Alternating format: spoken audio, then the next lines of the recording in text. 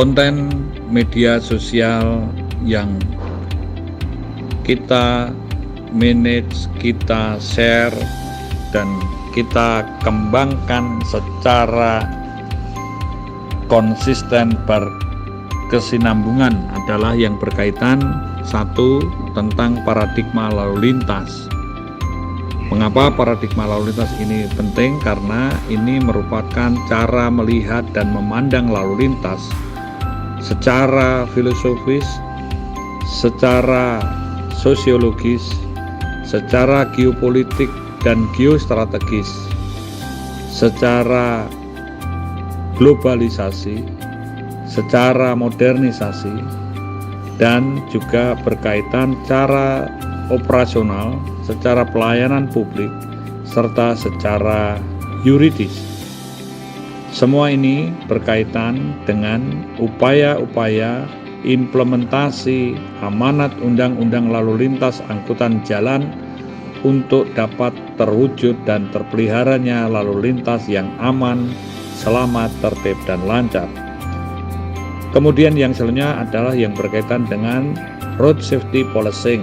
Ini konteks yang berkaitan peran dan fungsi kepolisian menangani lalu lintas, baik yang bersifat edukatif, rekayasa lalu lintas, penegakan hukum, registrasi dan identifikasi pengemudi maupun kendaraan bermotor, kaitan dengan sistem K3I, komunikasi, koordinasi, komando pengendalian dan informasi, kaitan dengan membangun suatu sistem jejaring pada traffic board dan juga koordinasi antar pemangku kepentingan lainnya, juga berkaitan dengan upaya-upaya untuk menganalisa dampak lalu lintas serta untuk membangun kaitan dengan profesionalisme penyidik pegawai negeri sipil.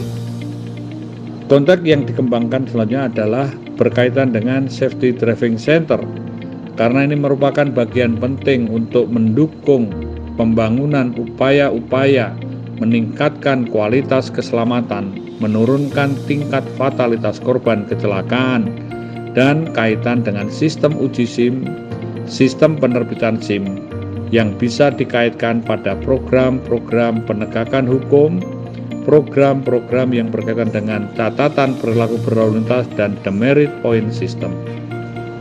SDC ini juga akan dikembangkan dengan program-program yang berkaitan dengan pembelajaran, master trainer, training, dan juga coaching. Hal yang penting juga untuk dimanage dan dikelola adalah electronic traffic law enforcement. Pada konteks penegakan secara elektronik ini terus-menerus dianalisa dan disampaikan untuk menunjukkan progres, perkembangan, serta kemampuan para petugas polisi maupun terbangunnya budaya tertib dalam masyarakat. Hal yang penting lainnya adalah konteks smart city, karena di era digital, di era modern, smart city merupakan suatu model bagi kota dengan smart living dan smart mobility. Konteks ini tentu berpikir holistik kaitan dengan angkutan umum, perlintasan, kawasan, dan juga berbagai hal yang mendukung lalu lintas aman, selamat, tertib, dan lancar. Kemudian yang selanjutnya adalah mengembangkan atau men-sharingkan atau juga menyampaikan hasil kajian atau riset pada TARC atau Traffic Accident Research Center. Selain itu juga pada bidang analisa dampak lalu lintas. Pada konteks ini tentu menganalisa dampak lalu lintas adalah untuk membangun hal-hal yang berkaitan dengan sistem dampak atau kaitan dengan masalah road safety dan juga smart city serta kemitraan sinergitas antar pemangku kepentingan. Dan kita mengembangkan atau juga menjabarkan secara terus-menerus yang berkaitan dengan literasi for road safety atau RASI-ROSA. Konteks ini agar dapat menjadi bagian pengembangan transformasi budaya tertib berlalu lintas. Kemudian yang selanjutnya di dalam manajemen media tentu akan dikaitkan hal-hal yang berkaitan dengan isu-isu penting yang berkaitan dengan lalu lintas, apakah itu berkaitan dengan kegiatan kemasyarakatan, kaitan dengan masalah kebijakan atau hal-hal yang menjadi pelayanan publik, atau hal-hal yang sifatnya darurat atau kontingensi atau emergensi. Banyak hal lain yang bisa diangkat dan dikembangkan. Sistem-sistem ini tentu akan juga berkaitan dengan apa yang menjadi kreativitas, inovasi, dan program-program unggulan Polantas di seluruh wilayah.